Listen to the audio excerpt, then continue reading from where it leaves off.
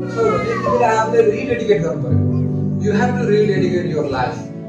रिडेडिकेसनको कुरा छ। जीवनलाई फेरि एक्चुअली समर्पण गरेर हेर त म को हो भन्ने कुरा तपाईँले जान्दैछौ भनेर प्रभुको वचनले भनेको हाम्रो।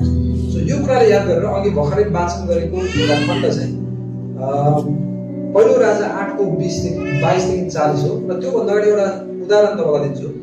एफिससको चर्च, प्रकाशको किताब 2:4-5 चाहिँ यो अहिले मैले दिएको शीर्षकसँग मिल्न आउँछ है।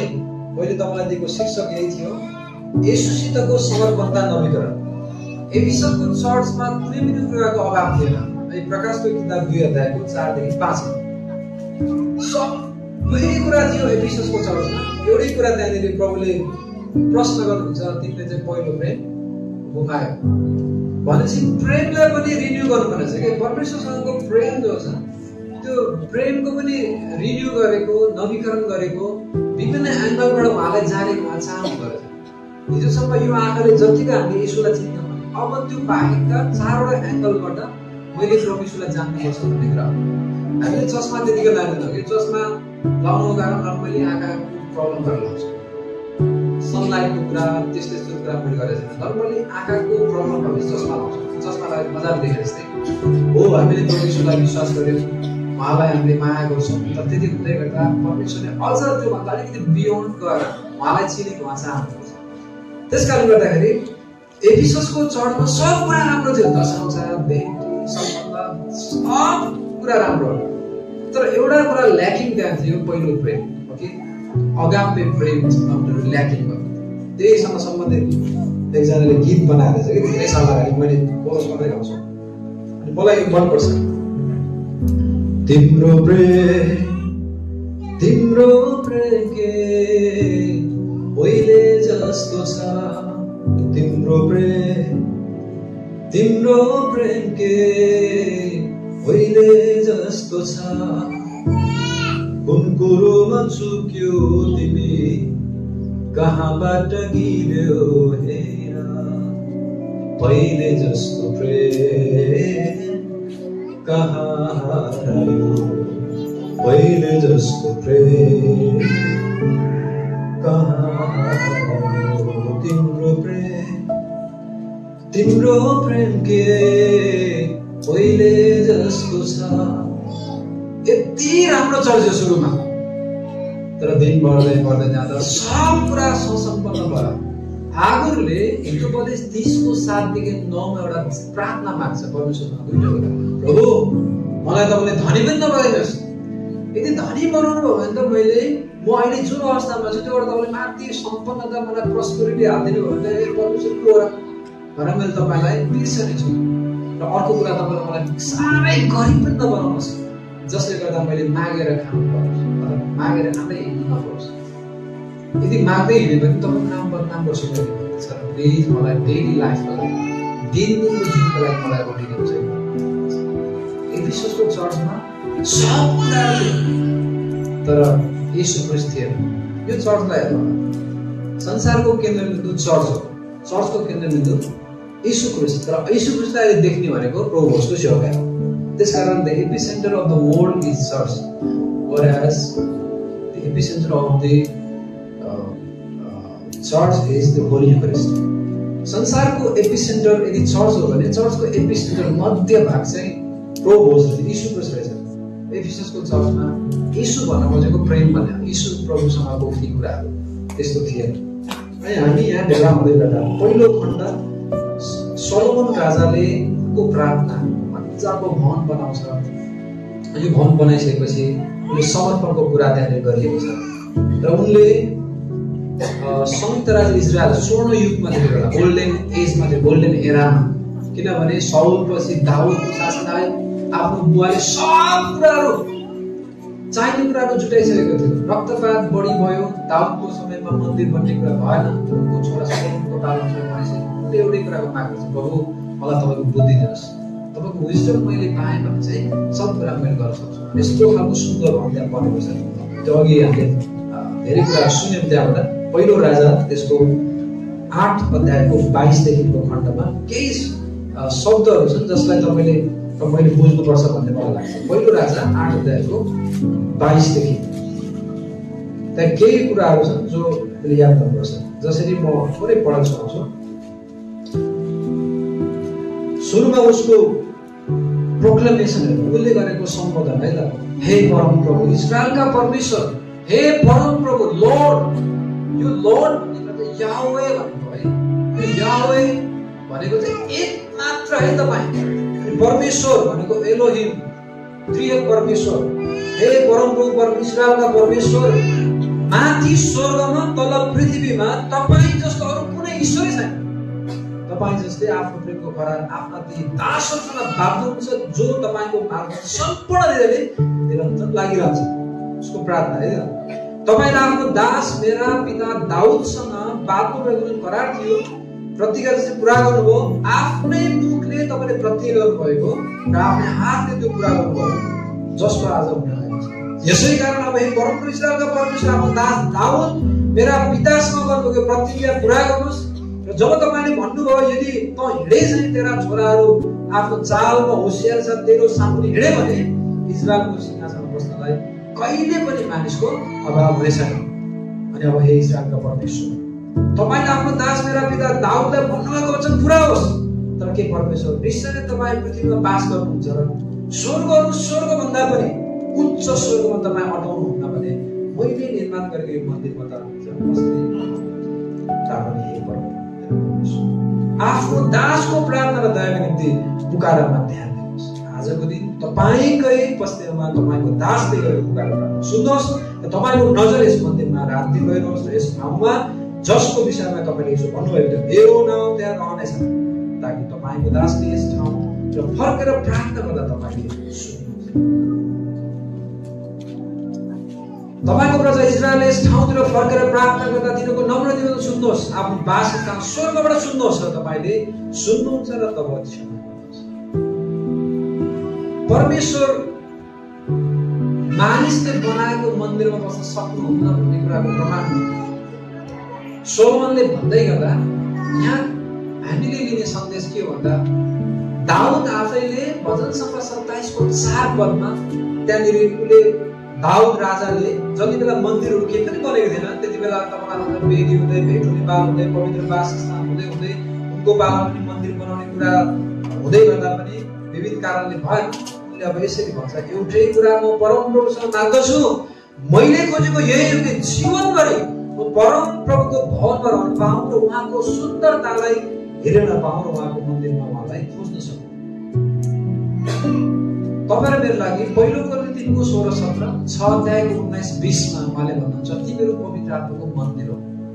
यो भवन पवित्र पारियो जसरी मन्दिर सोलोमनको बेलामा मन्दिर पवित्र पारे जस्तै हामी यसरी भेला भयो, मानिसहरू त्यसरी भेला हुन्थे। त्यसले हुँदै गर्दा सोलोमनले जानेको परमेश्वर उनले के भन्दैछ भन्दा तपाईँ मानिसको मन्दिरको हृदयमा बास गर्नुहुन्छ।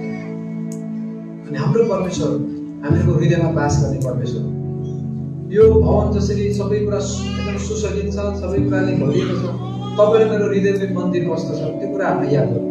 हामीको शरीर यहाँ छ, अघि हामीले भजन गायौँ तपाईँ मेरो शरण मेरो बलियो किल्ला, त्यसकोमा तल स्टेन्ज सारा हृदयले सारा जीवनले खोज्छु, सारा हृदयले बुझ्छु तपाईँलाई, सारा जीवनले खोज्छु तपाईँलाई। हृदयले हामी बुझ्छौँ, जीवन भनेको प्राण के अरे तन भनेको शरीरले खोज्नु पर्यो। अनि तन मन धनले सेवा गर्छन्। तन भनेको शरीर, मन भनेको मन र धन भनेको रुपियाँ पैसाले। हाम्रो तन मन धन यही हुनु पर्यो।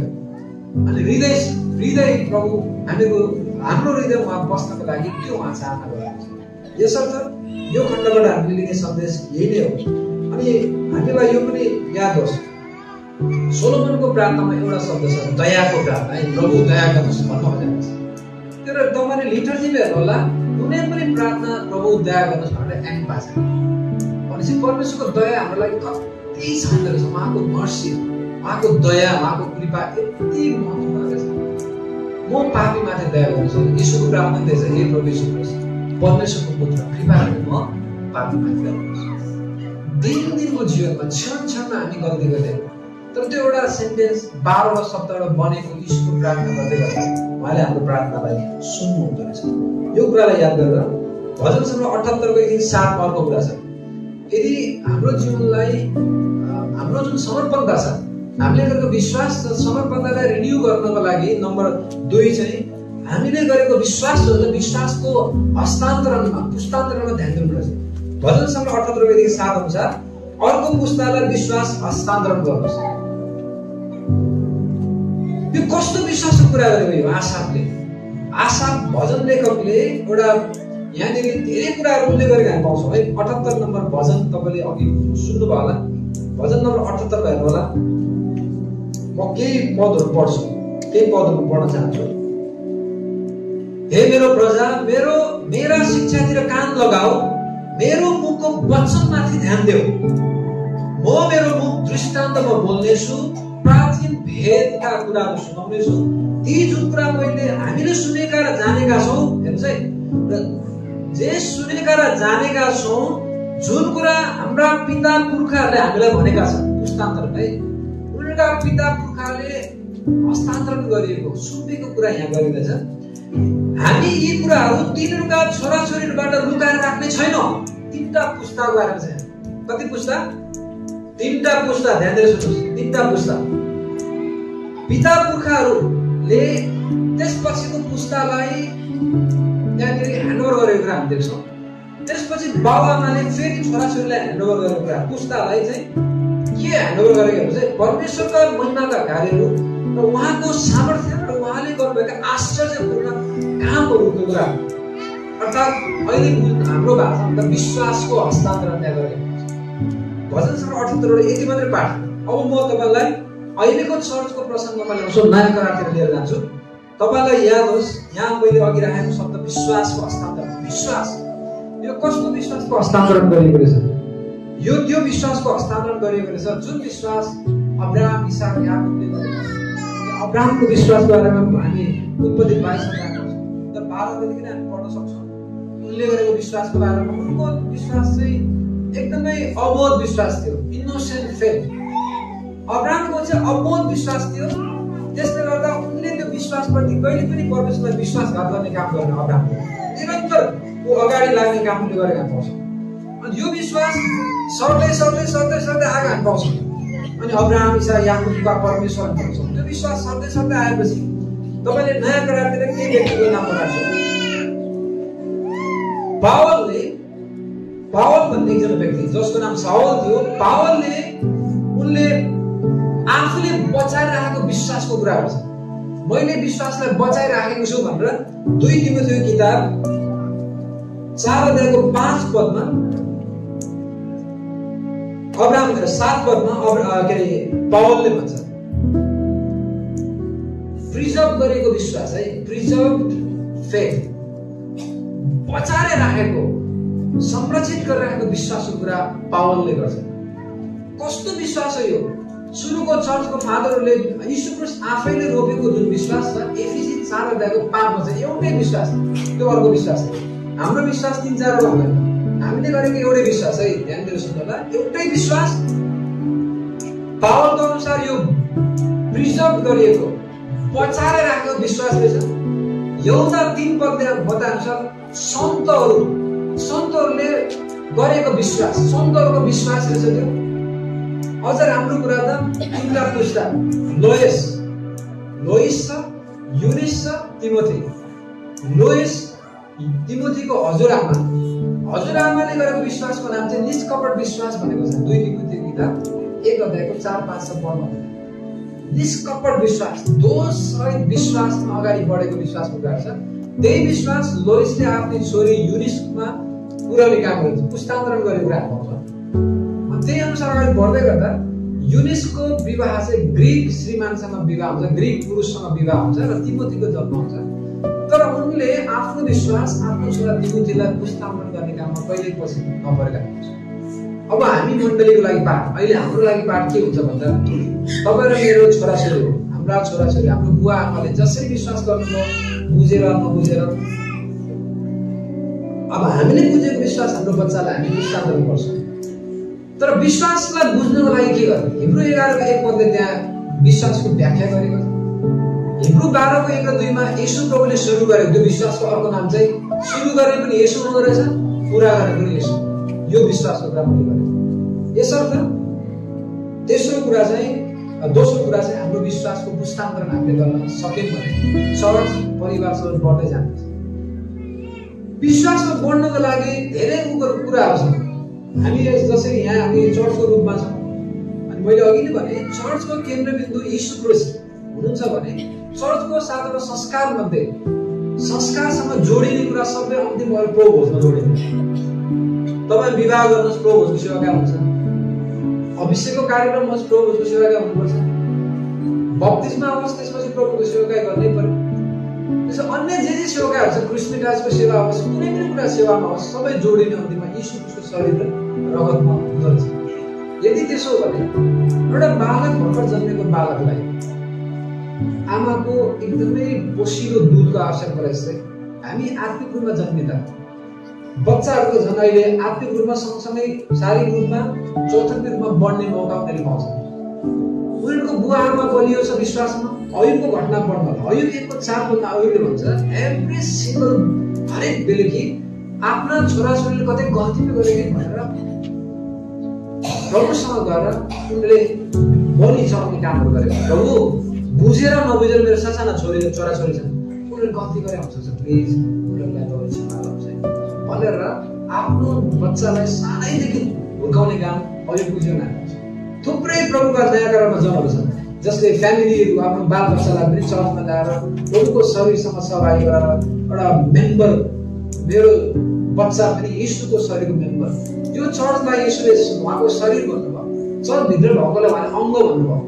अङ्ग यदि शरीरमा कुनै पनि अङ्ग भनौँ त्यो शरीरसँग सम्बन्धित अङ्ग छैन भने त्यसलाई त्यसको मिनिङ गर्ने। हामी भाग बन्नको लागि यीशुसँग जोडिनै पर्ने रहेछ। त्यसको लागि अझ योनाको सुसमाचारमा हामी पाउँछौँ त्यहाँ, त्यो पनि त्यहीसँग सम्बन्धित कुरा हो। त्यसकारण हाम्रो बालबच्चाहरूलाई तपाईँ बुवा आमा विश्वासी हुनुहुन्छ भने एभ्री सिङ्गल मर्निङ बेलुकी तपाईँको घरमा प्रार्थना हुन्छ, बच्चा आएर गर्न सजिलो भयो। तर जसको बालबच्चाहरू जो सन्डे स्कुल आउँछ, जसको बुवा आमा विश्वासी छैन, ती बालबच्चाहरू हामीले बप्तिस्माको सेवामा सरी गराउन मिल्दैन। किनभने त्यो बच्चालाई 1 हप्ता खाएर त पुग्दैन उसलाई आत्मिक कुरा। उसको घरमा पनि उसले पाउनु पर्यो। आमा बाउ विश्वासी नभएको बच्चालाई हामीले त्यसरी सिकाउँदैन। उसलाई बिस्तारै डोराउँदै जान्छौँ।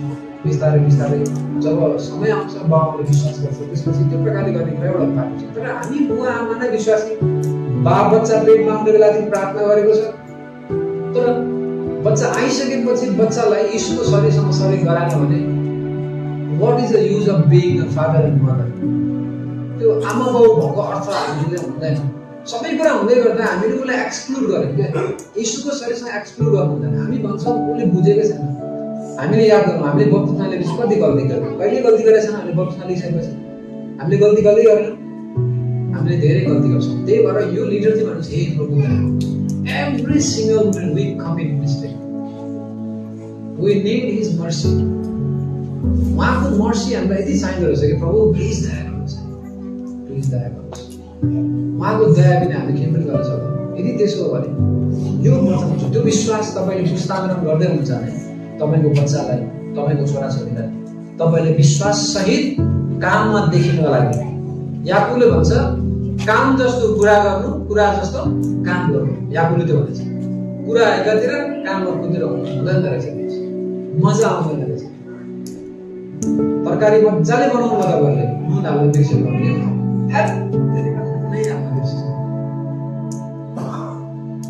चर्च आउँछ, सब कुरा छ, तर something is lacking in our family भन्ने कुरा कहिले कतै कता केही चाहिँ भइरहेछ है।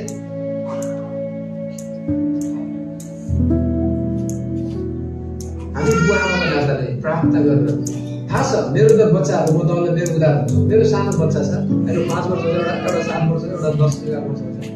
हामी हरेक व्यक्ति विवाह फ्यामिली प्रेयरमा भेला हुन्छ। अब बप्तिस्मा भइसकेको छ, कहिले